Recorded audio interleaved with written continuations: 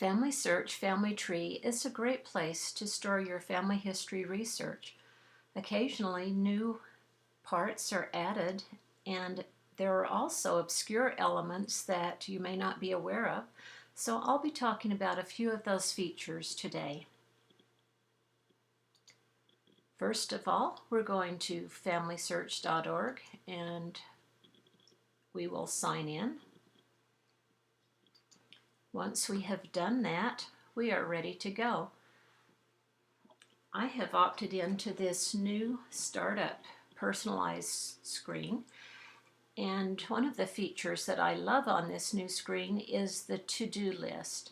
You can see that I've added some things that I need to follow up on my research.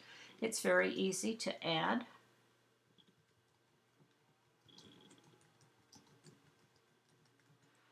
I found some duplicate daughters that I need to research and check, so I've added that now to my list. When something is completed, I can click on it and I can then see my recently completed items.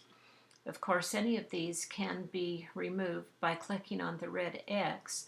This one I haven't done yet, so I'm going to return it back to my to-do list. Another feature that's great is the recent ancestors. This will show the last people that you've looked at and researched, and it can help you to find people and navigate more quickly to places that you need to start. Let's go now to the family tree itself. This is the landscape view, and of course you've probably figured out that this plus sign makes the text larger. So if you're working in a classroom situation or need to have the text larger, it's easy to do that. Another feature that's very useful is helping others.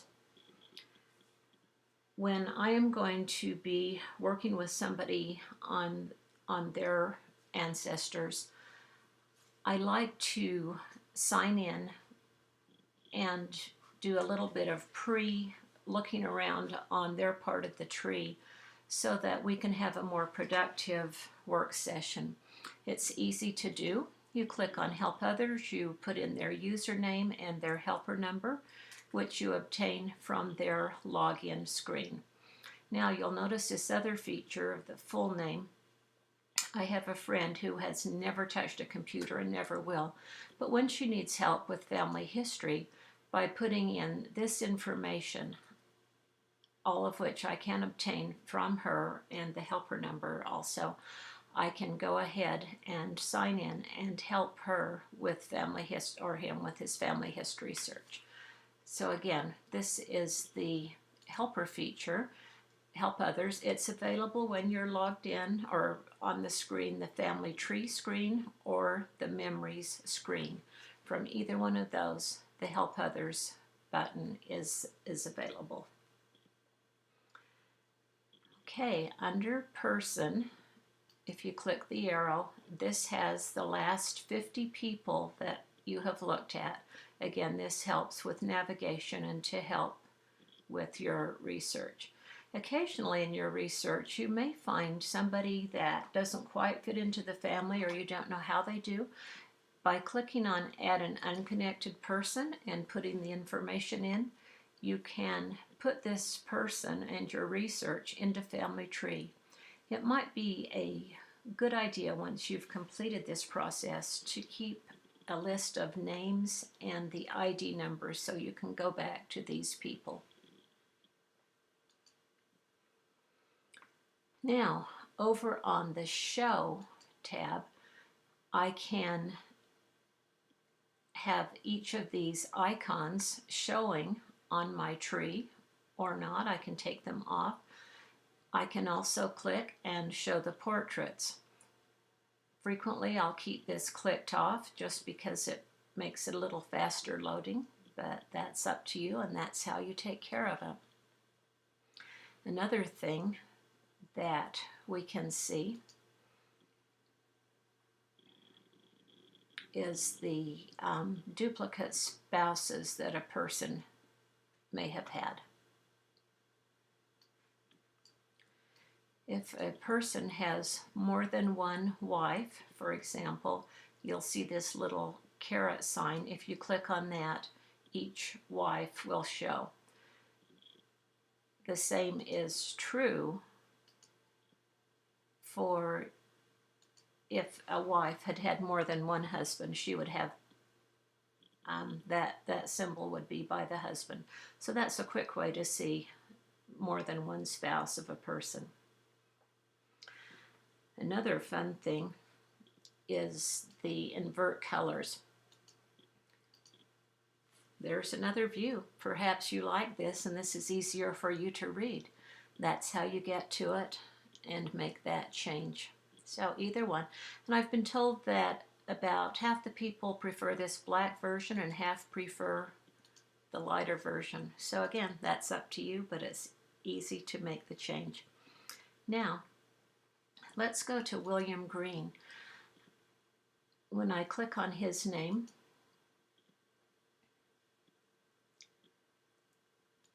we get nothing. There we go. I've noticed some changes being made to him. I can click to watch or to unwatch him. That way I'll be notified once a week of all changes made to the people that I am watching. If I don't want to wait quite a week, I can go up here to the star and lists, and this will show all the people I am watching, so I can get the same information. And if I click on changes to people, I can see all of those. I can hide the changes that I've made and see only those changes made by other people. Now let's go to the Memories gallery. This shows all of the photos, stories, documents, and audio recordings that I have added. And I'm going to scroll down here a little bit. You can see this the number 2 with the little bubble. That means there are 2 comments about this picture, and this is a great way to communicate with people. I've had people ask me questions such as, do you know where this picture was taken? Do you know the address? I've had people go in and say, this is a great picture. Do you have an original? And other comments. So again, that's what this little number and icon means. You've noticed the little check mark coming up as I scroll across the pictures. If I click on that, I get this blue bar at the top, and then I can take any of these actions. I can rotate the picture, download, and so on. I can delete it. Notice one thing, that these are only available for the photos and documents, stories that I have added. This is not available for those memories that other people have added. I'm going to go ahead and click on this picture and bring up the large version now. You'll notice that I have more tags to add to other people. I've only done the parents. Anybody else can go in and tag these people also. That is a great feature. But one of the things that I really enjoy, that it's fairly new, is this previous and next. By clicking, I can see all of those photos and documents that I have added, and so it's an easy way to navigate.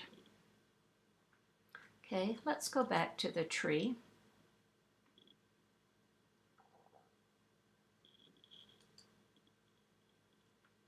And I'm going to go to Henry Green again.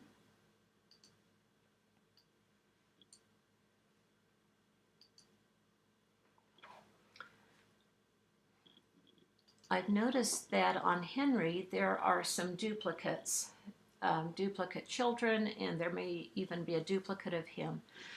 And one of the things that I found easier is to move this possible duplicates up in the list. You click on the little gear that rotates. You'll notice the color changes and 4 little bars appear on each of these panels. This is normally, this panel, down at the bottom, but I found that it causes me too much mouse movement when I'm doing that. And so when I'm working on a duplicate problem, I usually like to pull that up to the top. You can also move any of these other boxes around that have the little marks. So again, it's easy for you to arrange these to something that is workable for you and that you really enjoy. Then when I'm done making changes, I click the gear. This will change just my view, nobody else's. And the last little thing that I'd like to talk about is this light bulb down in the bottom. This is the tips panel. When I click on it, since I'm on the tree, these are tree tips. It tells me about contacting another person, editing, creating source, and adding a child. So let's click on Add a Child. I now have the steps to, and one of the fun features is that up here in the top is a little video that shows me all of the mouse movements and exactly what I have to do to add a child. So again, this is a fun feature, and you can watch it over and over again until you understand how to do it. This is available if the little idea icon, light bulb on memories and other pages, and so the tips change and correspond to the subject or category that you're looking at. When I click down here for additional tree help, it gives me more information about different subjects. And so you can see I can readily have a very useful source of actions that I can take to work on the family tree. So those are some of the new features of Family Tree.